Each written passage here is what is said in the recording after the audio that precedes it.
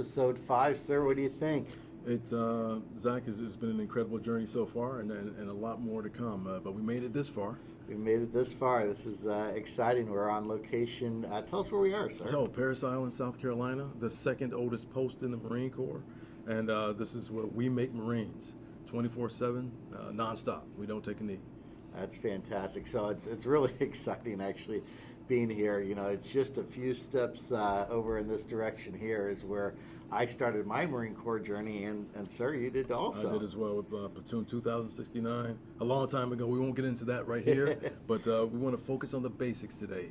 You know, General Mattis talks about being brilliant in the basics, and I think the leadership traits and principles are a solid foundation for that. So want to dig through those today? Yeah, let's really get through those. You know, one interesting thing that Colonel Play and I have in common is we both actually started our journey here at Marine Corps Recruit Depot, Parris Island. I was Platoon 1076 Alpha Company, but then we both went through the Officer Candidate School program over in Quantico. And it's interesting because in some ways it's two separate Marine Corps between the Officer Corps and the Enlisted Corps, but at the end of the day, it's still the same Marine Corps. Absolutely. What I learned that was so impactful for me is down here they teach you really one thing, and that is instant obedience to orders. Your job, especially as a private first class, lance corporal, is to, whatever you're told to do, you're supposed to immediately do it. Now, it's interesting because at OCS it was the exact opposite. They really gave you a lot of leeway to kind of make decisions in the judgment and everything, and it was interesting how they tied that together. And the one thing they did is over time they started to pick out all these different traits that officers, that leaders really should have. And sir, talk a little bit about who J.J. Did Tie Buckle is. So that's the acronym. Even as an enlisted Marine, those are the things that are hammered into us to give us that foundation, that rock-solid foundation for leadership. Whether you're a private or a general officer, leadership remains consistent and the same throughout. So JJ Did Tie Buckle is that acronym, that reminder to build your foundation on, from justice, judgment, dependability, initiative, decisiveness, tact, integrity, enthusiasm, bearing, unselfishness, courage, and knowledge. So loyalty and enthusiasm. So as a young recruit here aboard the depot, those are the steps, and I believe on the West Coast is painted on the steps in some of the headquarters. And at the very foundation of that is justice. And on several boards, you'll have senior folks asking you, what's the most important leadership trait? Not really sure there is a one answer to that, but knowing and memorizing and living by those is an excellent compass or azimuth to set you on your course. So justice for officers, that's probably, especially now as a commanding officer, that's one thing to anchor my leadership on. As a commander, you have to adjudicate punishment from time to time. And I treat every case differently on its own merit. And I challenge every Marine who stands in front of me to explain how we got here, what got us to this point.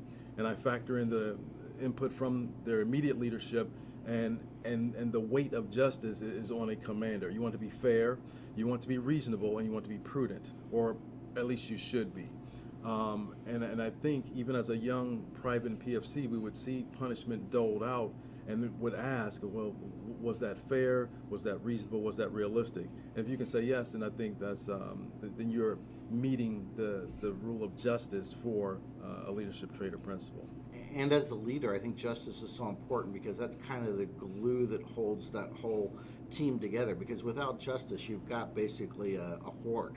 You've got a unorderly, things are just kind of going all over. And if someone doesn't see that justice is out there, then that's going to allow them to think that they can do whatever they want. And Absolutely. There's no rules, regulations.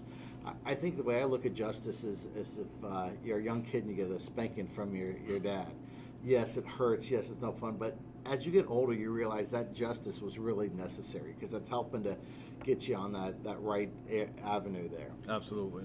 So, sir, the next one is dependability, and I think that's a real strong one. Let's talk a little bit about dependability, if you don't mind. So, dependability, that in boot camp, they say look to your left and look to your right when you're in a formation or in the squad band. Say, hey, that person probably won't be here at the end of training.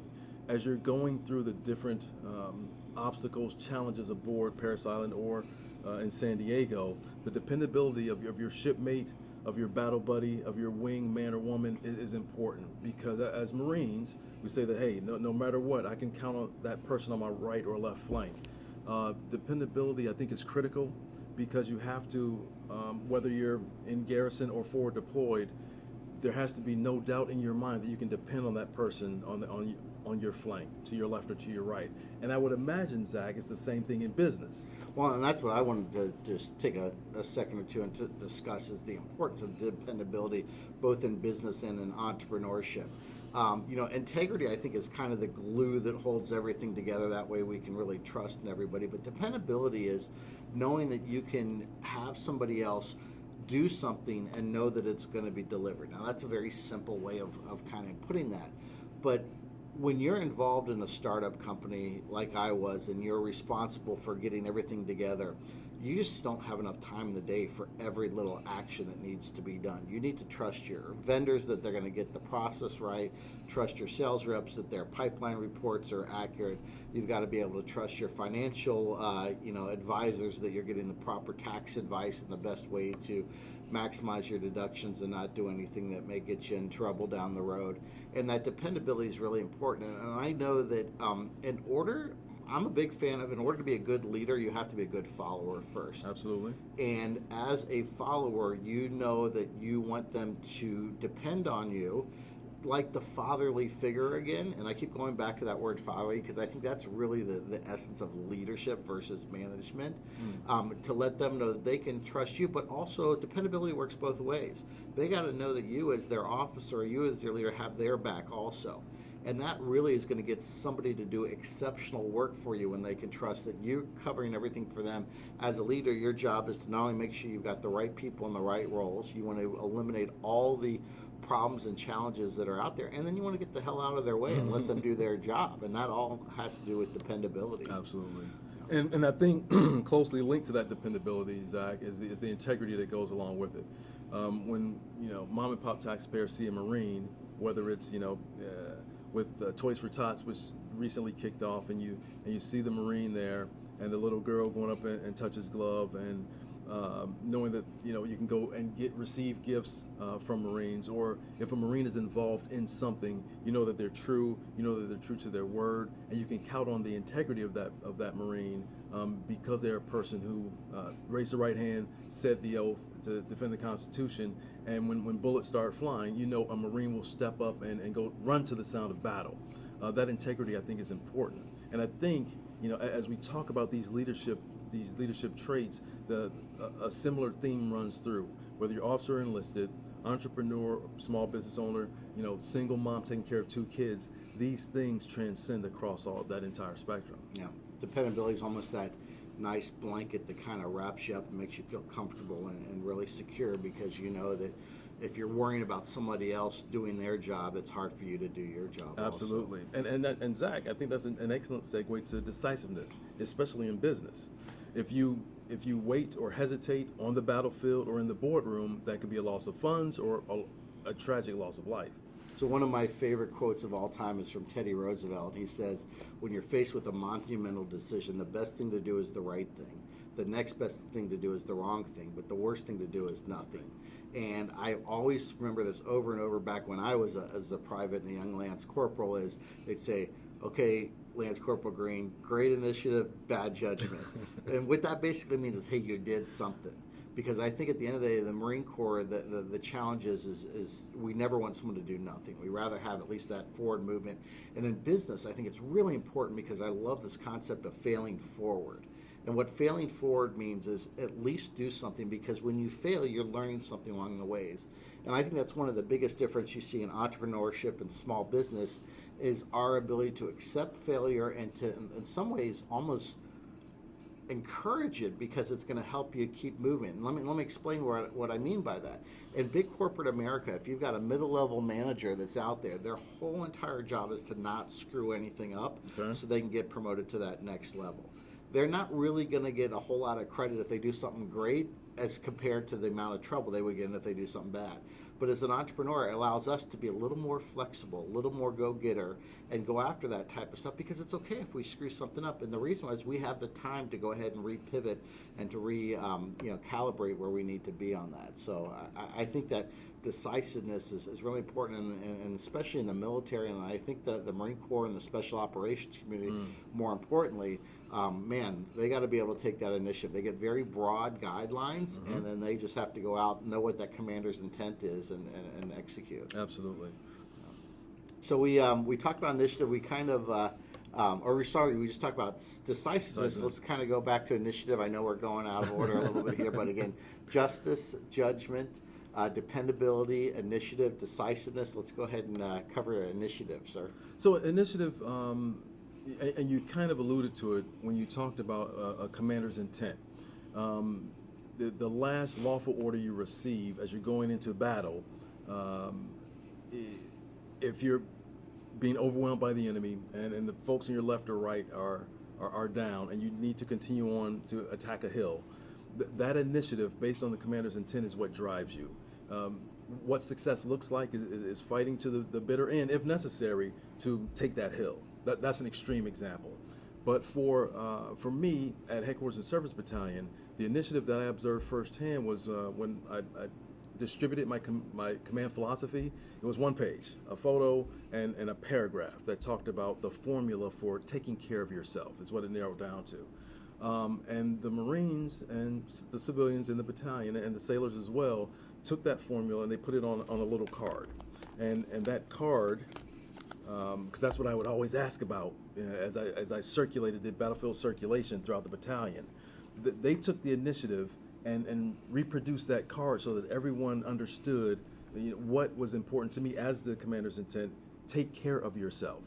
One page was simple because we were spread all over Parris Island, 52 to 54 sections aboard the depot, so it's difficult to get everyone together. So the Marines took the initiative to distribute this so that they could embrace the command philosophy, and all of us are moving forward, taking care of ourselves and making Marines. Sir, how did that make you feel as a leader when somebody went ahead and took the initiative to do that? You didn't ask them to do that. I think, Zach, that is that's the highlight, the pinnacle of leadership. For folks to embrace your vision, your philosophy, make it their own and share it with others. I think that is true leadership. Yeah, and I saw that a lot in business, both as an entrepreneur, but also in corporate America, is the importance of not having to ask somebody to do something all the time. Again, if you surround yourself with those great people and you encourage them and you provide an environment where they can fail forward, where they can do these type of things, it really allows that to flourish. Because the leader shouldn't really be doing almost anything. It should be everybody else. The leader should just be setting that environment to allow all those distractions to be put away, give them some just general orders on where they need to do, and then have that team really rise up and have that initiative to come through there. So that's a great one there, sir. So we've talked again, justice, we talked about judgment, dependability, initiative, decisiveness. Let's get into one that sometimes gets a little tricky, and that is tact. Tact. As a young Marine, tact is something I think we master immediately. I would say Terminal Lance, in his comics and cartoons. And our listeners that aren't familiar with Terminal Lance, would you give us just So Terminal Lance, a Marine veteran who started drawing, started graphic art as a graphic artist while he was on active duty. He kind of honed his skills and continued refining his craft. Got out of the Marine Corps, honorably discharged, and started the Terminal Lance comic strip. Some of his comics were printed while he was on active duty, and it was, his tact was questionable at that time. He pushed the envelope. He made folks uncomfortable. He had them think, but he always attacked some topics that a lot of senior leaders would leave alone, even to this day. Great American, Maximilian, I mess up his last name, Uriarte. He's gonna give me a buzz and hammer me. I'll do push-ups afterwards. But his tact, he would push it so far that it would make you uncomfortable. While you're in uniform, it's absolutely critical to maintain tact. If you issue or receive a lawful order, you don't agree, you execute that order, you come back and then say, sir, ma'am, can I have a discussion about this and why? to receive an order and say something that's probably inappropriate would not be displaying tact. It's very smart, I think, to be aware of yourself, to be aware of what you agree or disagree with, and pick the right time to engage, because growth on both sides, I believe, comes out of that engagement. And I can imagine it has to be the same in business. Well, it's interesting. I think this is really where we get in away from the science and into the art of leadership, because there's a real art there when it comes to tact. There's a difference between being firm and being completely unprofessional. I'm a big fan of praising in public, scolding in private, or disciplining in private. That's tact. We never want to embarrass somebody, but we do want to show that there's an example of something they did or didn't do, either good or bad, and let that out in the right way. But I think what's interesting, I always thought early on that the way that I need to show someone I'm in charge is to scream, yell, and lose my temper and stamp up and down. But the reality is that there's zero tact in that. The tact is to be able to not use words and to be able, through your bearing and the way that you're talking to somebody, they know if they messed something up, they know if they didn't. And I think at the end of the day, for me as a follower, somebody that leads, I don't ever want to let my leader down. And in this case here, you would be the leader, but more importantly, that's the real leader, the Marine Corps flag, and ultimately the United States of America colors there. But we have such history here in the Marine Corps, and that's one of the things that I think is so important, because we don't want to lose that bearing and have that tact. And when we see something that happens in a former Marine or an active duty Marine, it really hurts all of us. And the same thing you can apply to business. When somebody messes up in a big corporation, they usually don't mention their name. They'll just say the so-and-so employee, that they didn't do something the right way. And, tact is something, it really starts to make that transition, I think, between management and leadership. Tact would be great to have as a manager. Don't necessarily need it. You can just say, hey, I need you to do this, that, and that. Mm-hmm. But if you want to get to that leadership position, rather than just screaming and saying you need to do this, this, or that, provide that environment and that emotion, if you will, that makes everybody want to strive to get to that mission and accomplish that same area there. Absolutely. Well, let's get to this next one, which I think is probably the biggest of all of them. And I think if we think of this as a chain, integrity is that one link that has to stay solid no matter what happens. Without question. Why would you say integrity is so important? Because you have to, in combat, we'll use combat as an example, you have to believe in the mission, you have to believe in each other, and when bullets are flying, there can be no doubt in your mind that the leader has made a sound and reasonable lawful order based on the information that's available at the time, and it's true, and that your leader is being true to you and not passing you bump scoop, to break it down to the very simplest terms. Ensuring that you put trust, faith, and confidence in that person's integrity is absolutely critical. If you don't believe in that person, then I would say it's very challenging to execute lawful orders under their command or their leadership. I think integrity is one of these really unique things, because it can take a lifetime to build up and a half a second to come down. And you find that when someone usually violates your integrity, you'll build a little back, but you'll never, ever get back to that same level again. I agree. And especially if it starts to happen over and over again. And I think in business, integrity permeates that organization, not just your employees, but also the people you work with. If I have a vendor that I can't trust is going to get something on time, and they say, look, we absolutely going to get it on Monday, and Monday doesn't happen, and then all of a sudden Tuesday, Wednesday, before you know it, I've lost the deal. Then I work with them a second time, same thing happens. I ask them, they say, oh, we'll have Monday, but I'm already starting to doubt them. And then they fail a second time. That's somebody that I probably can't work with anymore in the future. When we're working, and I always think of, when you're getting a report and you've got the reconnaissance force that's out there, which is one of the assets you have as a commander, and if they're not giving you the right information, or they're saying, I think there was so-and-so, well, was it or was it not? And they're like, yes, I absolutely know. It's okay for them to say, sir, I didn't get a chance to assess that part of the thing, but it's not okay to lie, because so many people are relying on that information and that intel. And again, in business also. Now, it's interesting when I see companies that start off with integrity as their mission statement, it's almost when someone says, trust me. Anybody that says, trust me, I usually don't trust them. If you have to use integrity as this scarlet letter almost that you wear to show everybody about it, that might be an issue there. I think integrity is one of those things that should be not even have to be spoken about, because if you're pushing it out there, then there's probably something to be a little bit concerned about. That's fair. So, sir, I think this next one is one of the things that just shines so brightly every time I see you, both in uniform, out of uniform, with your family, with your fellow Marines, and that is enthusiasm. Let's talk a little bit about enthusiasm and why that's also important. Well, Zach, I think enthusiasm for me, thank you. It's just, as a young troop growing up, I would take the good and bad from every person I bumped into, especially from leaders I would pull. And for enthusiasm, it was difficult or challenging for me to follow a leader who was just sort of humdrum and blah. I'm not talking fake motivation, but someone who genuinely believes in the mission, believes in what they're doing, believes in doing the right things because they're the right things to do, and always, especially as a commander, it's difficult to have a bad or off day. If my day is off, it permeates throughout the battalion, and that's unfair to them. As they say, it rolls downhill, right? And that's unfortunate, and it's the truth.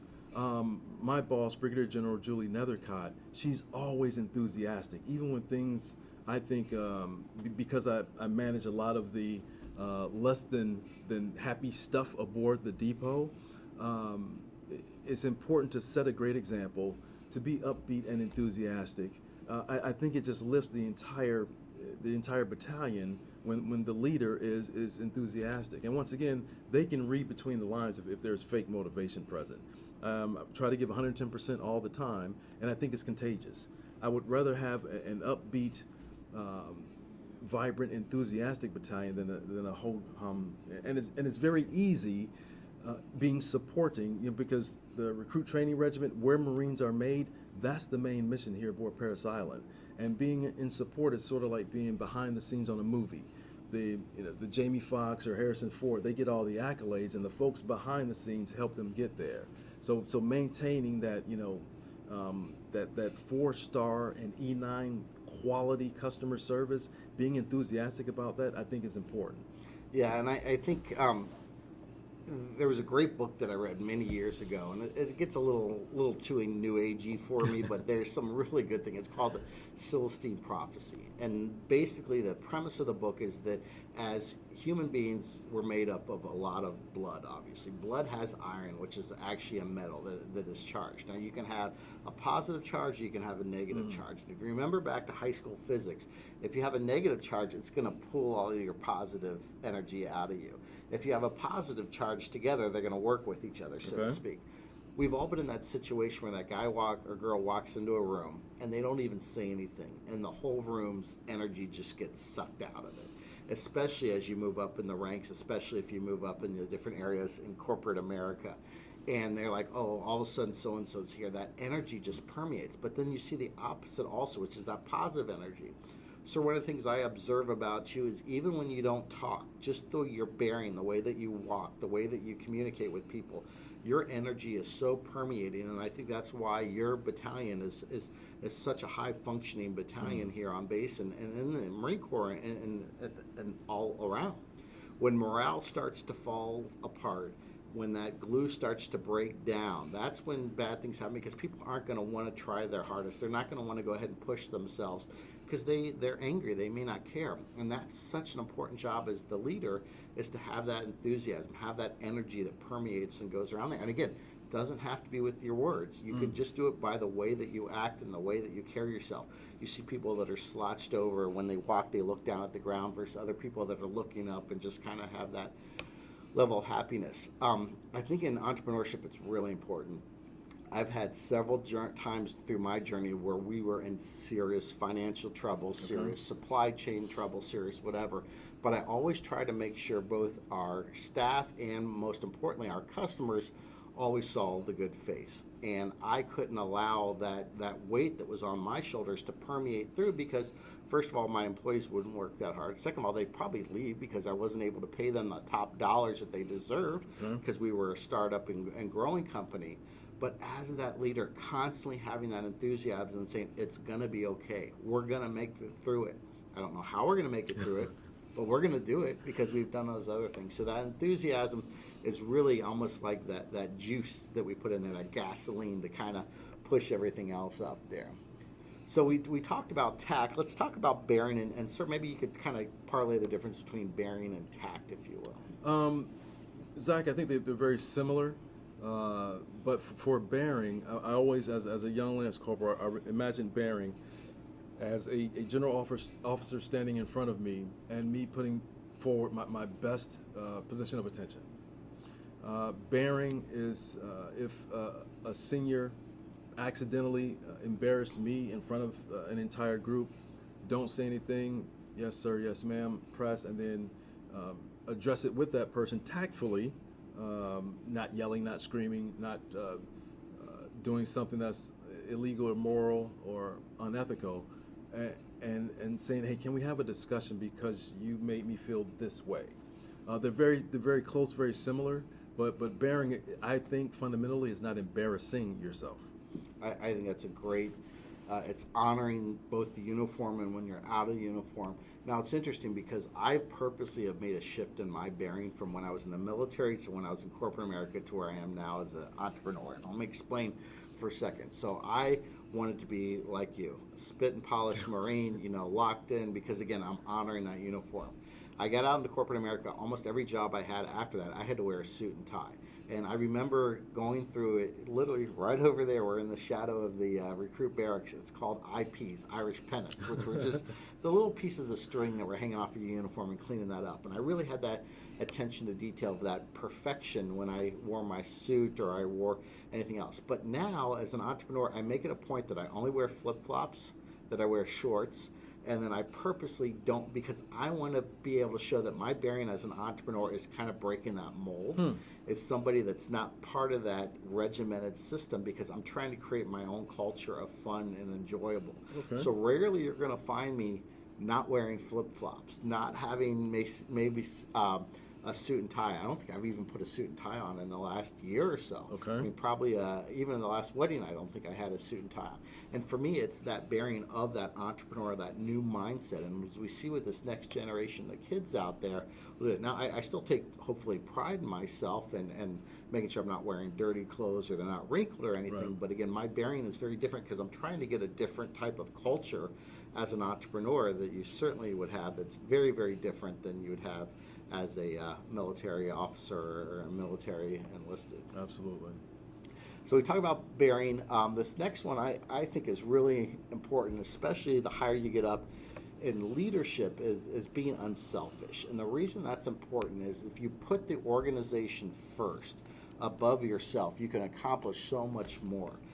If you put yourself first, people will, first of all, they're going to know that real quick, and that's a great way to lose that morale and lose that integrity, trust that you guys have put together.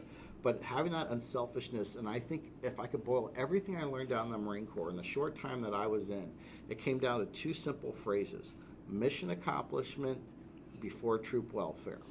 That's the ultimate unselfishness. Now, if we switch those around and said troop welfare first, mission accomplishment second, we're putting ourselves above the mission, and that's not important. We not only have raised our hand to say we're willing to do whatever we have to do to defend these two colors behind us here, we're literally ultimately willing to make the ultimate sacrifice of giving our life if that's what's necessary, because we have put in something larger ahead of ourselves. And for me as an entrepreneur and working in business, that was there. I gave up I made a lot of sacrifices for my business and missing going to my son's different sports practices and being traveling all the time and all those areas, because I wanted to make sure I could put everything into that business and be unselfish. What are some examples you've found in your career, sir? Zach, throughout my career, mastering unselfishness as a young troop, I think helped set the stones in place as I move forward throughout the Marine Corps. For me, unselfishness, I try and keep it real simple, and I use what you said as a father to a son or daughter, as a parent to a child, in that unselfishness is doing something for someone else and not expecting to get a pat on the back or acknowledgement. You're just taking care of someone else or sacrificing for someone else just because it's the right thing to do, and no one has to see it. I kind of hang my principle on that and push forward, always doing something, trying to make a difference in other folks' lives, regardless of what what benefit there is for me. And that's how I look at it. I think that's great. So we get to the next one, which is courage. And I think courage is a very misunderstood trait. What I find a lot of people, especially as a firefighter, especially in some of these truly life and death situations, they think someone that's courageous is not scared. That's the exact opposite. Courage is being scared, but facing your fears, breaking those fears down into bite-sized pieces, trusting that the team that you have around you is going to help you get through whatever that challenge is, and then seeing that fear and working your way through that. A lot of people say, well, aren't you scared when you see a building on fire? Hell yeah, I'm scared. It's a burning building. Right. I mean, the day that you stop being scared going into a burning building is the day you should hang up your helmet and stop being a firefighter.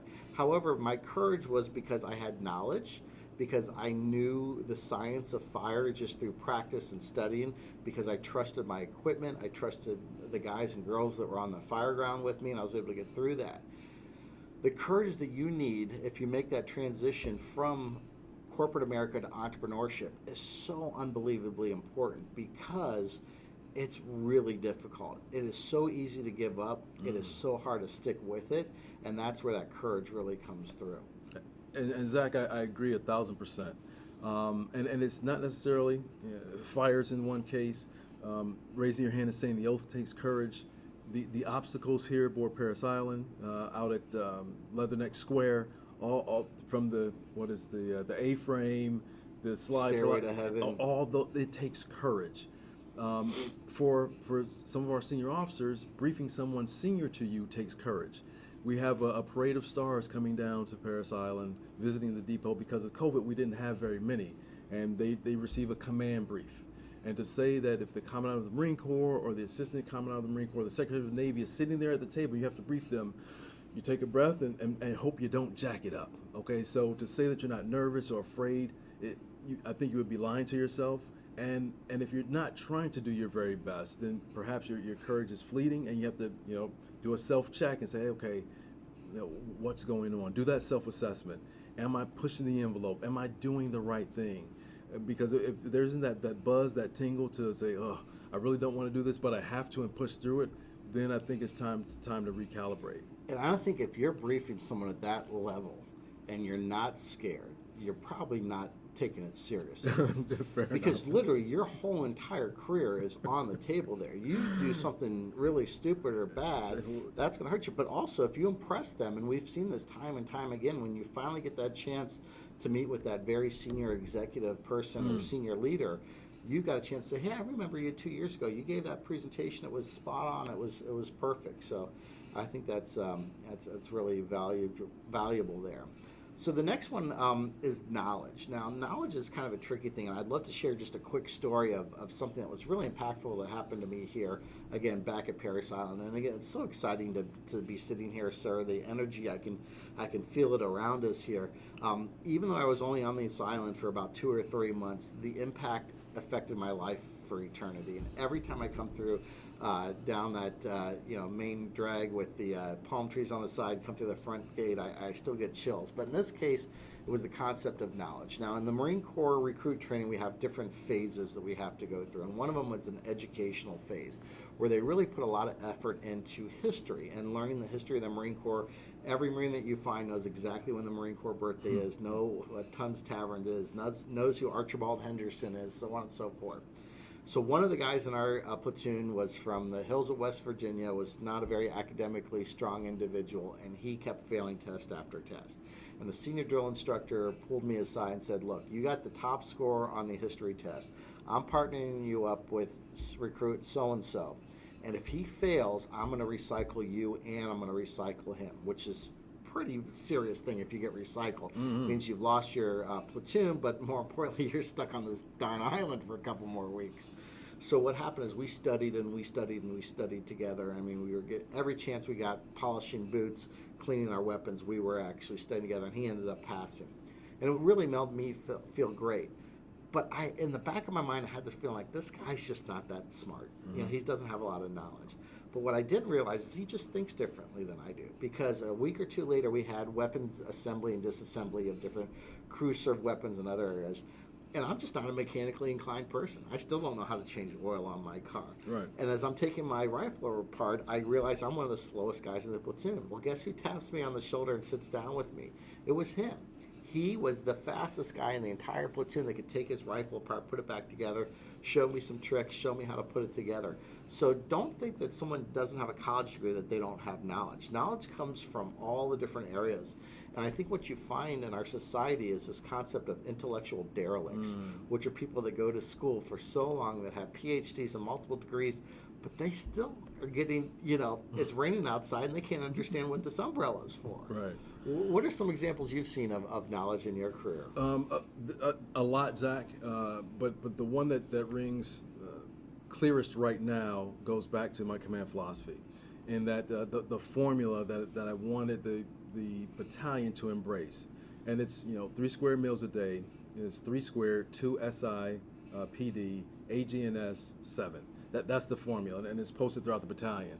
And the knowledge piece is in the 2 SI, PD, 2 hours of self-improvement.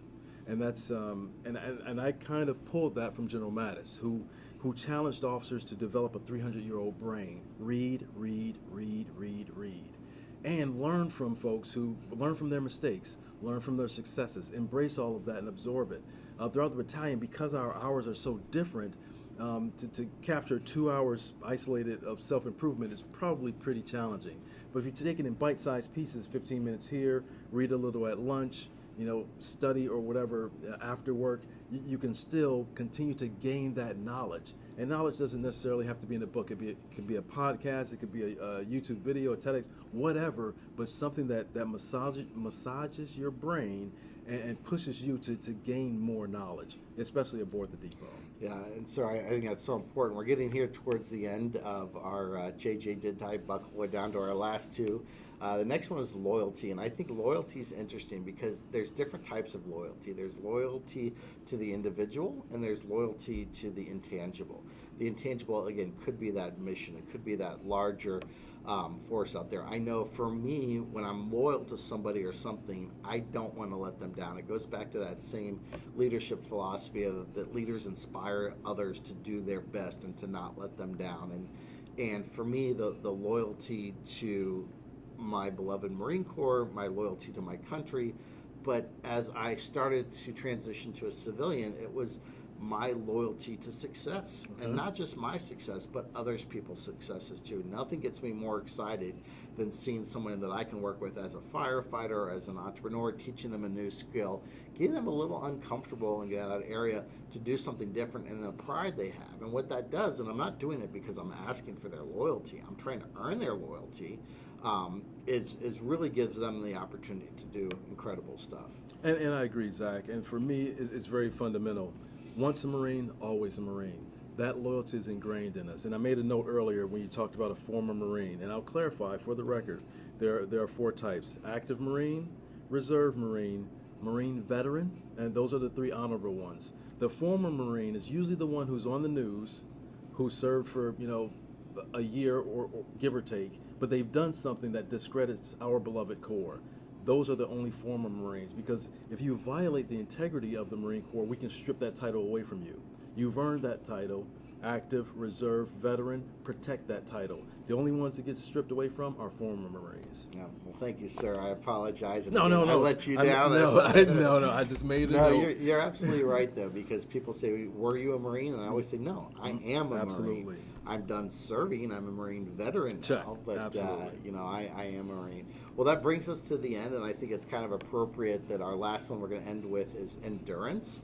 And the reason I think endurance is so important is there's this great story, and I'm sure I'm going to mess it up here, about a diamond farmer, guy that was down in South Africa, and he had this farm, and supposedly there was a huge amount of diamonds there on this farm. And for years and years and years, he just kept moving and excavating dirt, trying to get down to that point where he'd find the diamonds. And he spent thousands of dollars, hundreds of thousands of dollars, 10 years, and just finally bankrupt. and he sells the property for pennies on the dollar. The guy that came in behind him went 6 inches deeper and found one of the largest selections of diamonds anywhere in the history of the world. And the reason is that endurance. You never know how close you are to reaching that brass ring, but if you quit, you can almost guarantee you're never going to be there. And for me, from an endurance standpoint, there were a lot of times I wanted to quit, sir. There was a lot of times that were really difficult. And there were two things that didn't let me quit. Number one is I didn't want to let my mission down, my loyalty to my investors and ultimately to my cause, which was safety products. But the other thing is, and again, I hate to say this, I don't want it to take away from anything, but I'm a real person and I'll be honest with you. I couldn't quit, even though I wanted to, because I owed so much money to the bank, because I had so much credit card debt that I secured for the business, because I still owed vendors, because I had investors. And it was almost like it forced me. And I think in some way the Marine Corps has that too. You just can't get up in the middle and say, I quit. You leave. You're under a contract. You have that loyalty. So that loyalty kind of works both ways there, both forced loyalty and that earned loyalty. But when you can ultimately have that loyalty where you're willing to do whatever it takes to please your leadership, to not let the team down, to have that, I think that's the ultimate hallmark of a leader, is to establish that loyalty. Absolutely. And for me, Zach, endurance. In the Marine Corps, there are high visibility colonel commands, the Marine Expeditionary Units, Marine Barracks 8th and I, the Basic School, Officer Candidate School. And among the Council of Colonels, it's whispered, command is command. But those high visibility commands are usually the general officer maker commands. When you talk about endurance, as the first public affairs officer to be an 06 or a colonel commander, I was at a point where I thought about stop trying to get command. I just didn't have what the boards were looking for, because those are board selected jobs or billets. And I was on the alternate list time and time and time and time again. And like you said, if I had stopped on one of those alternate lists and said, I'm not going to put my hat in the ring again, probably wouldn't be sitting here. Absolutely. So right. I agree 1,000% with, just keep digging, keep trying, keep rowing, because it's the right thing to do.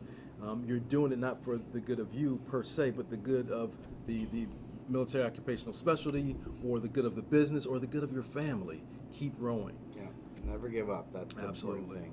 Well, that comes to the end of our episode here. I'd like to, as we do in all of our traditional fashions, make a dedication to a fallen service member.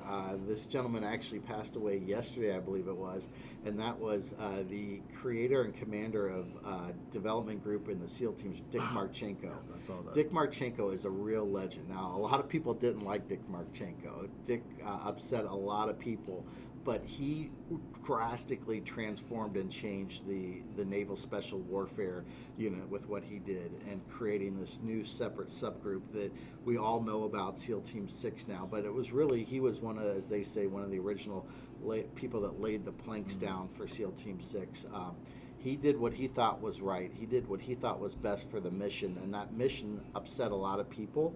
But he made the Navy stronger as a result of that. He made the special operations community stronger. He made our country stronger as a result of that. And he had that endurance to keep plugging away. Even when they put false charges against him, even when he was in prison, he still kept focusing on doing that. And I know he certainly earned the respect of any sailors, SEALs, and Marines that served under him. So we'll dedicate this episode to Commander Dick Marchenko. And with that, sir, we'll go ahead and finish like we always do. Right. Semper Fidelis.